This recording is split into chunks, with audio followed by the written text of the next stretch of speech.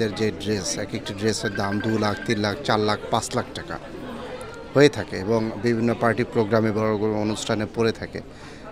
এত দামি ড্রেসগুলি পরতে আসলে কতটুকু আরামদায়ক?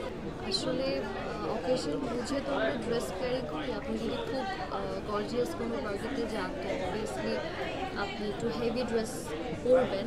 তো ওই ড্রেসটা আসলে কতটুকু কমফোর্টেবল হবে এটা আসলে ডিপেন্ড করে ড্রেসটার আউটলুকের উপর। যেমন আমার ড্রেসটা অনেক gorgeous and at the same time it's very comfortable, আমার কোনো প্রবলেম হচ্ছে না, কোনো কনফ্লিক্ট হচ্ছে না। সো মানে আমি তো সেটা বুঝেই আসলে ড্রেসটা পরবো যেটা আদৌ আমি 4-5 ঘন্টা ক্যারি করতে পারবো কি না।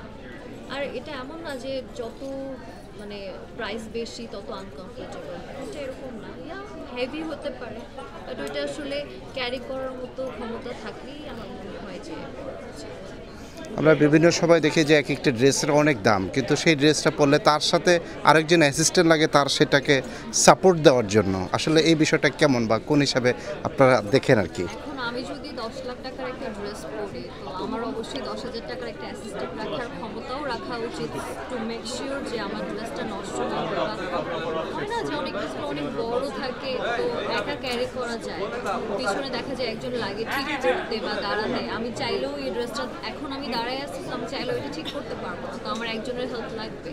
তো হ্যাঁ এটা মেক শিওর করাই উচিত অ্যান্ড ইটস ওকে যদি আমি অ্যাফোর্ড করতে পারি দেন ওয়াই নট। আপনিও তো হয়তো একজন রিপোর্টার হিসেবে অবশ্যই একজন মানে ক্যামেরাম্যান রাখবেন বা একজন হোস্টকে রাখবেন, এটা আসলে ডিপেন্ড করে আপনার উপর। আপনার যদি মনে হয় না আমি একাই দুটা কাজ করতে পারবো, okay fine, go for it.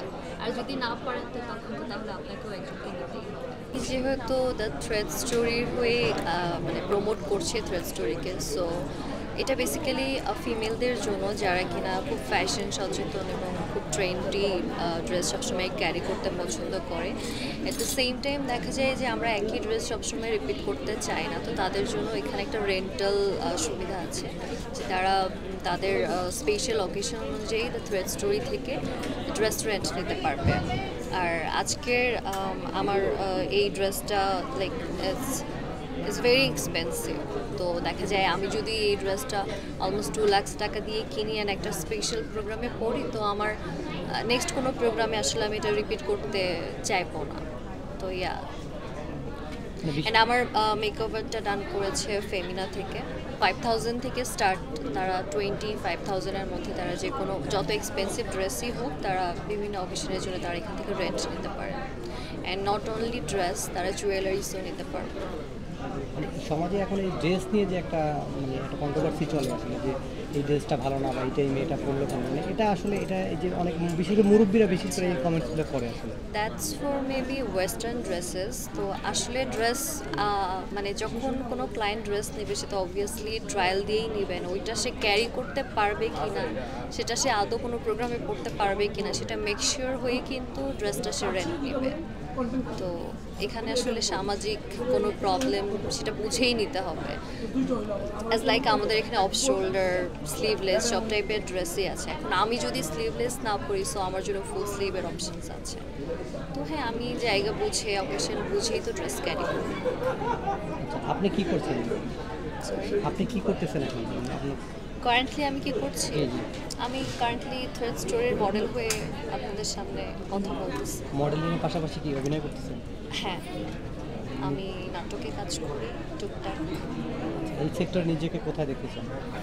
যেখানে আছি এখানে, এর থেকে বেশি উপরে দেখতে চাই না, উপরে দেখতে ওইটা চান আবার আমি ক্যারি করতে পারবো না। মানে নিজেকে আরো উপরে দেখতে চান না আপনার যারা না সহকর্মী মানে ওইরকম ইচ্ছা নাই। এটা আমার আসলে হবি থেকে করা তো প্যাশন। মানে এটা তো আসলে বলা যায় একটা নারীদের ক্ষেত্রেই একটা নারীদের মেলা আর কি, যে নারী উদ্যোক্তা। তো ভবিষ্যতে কি নারী উদ্যোক্তা হওয়ার কোনো প্ল্যান আছে কিনা? হ্যাঁ হ্যাঁ এটা আমার ড্রিম। সাম্প্রতিক সময় একটা ঘটনা, যেহেতু মিডিয়ায় কাজ করেন, ডক্টর অভিনয় করেন, যে এই দরদ সিনেমাটা দেখা হয়েছে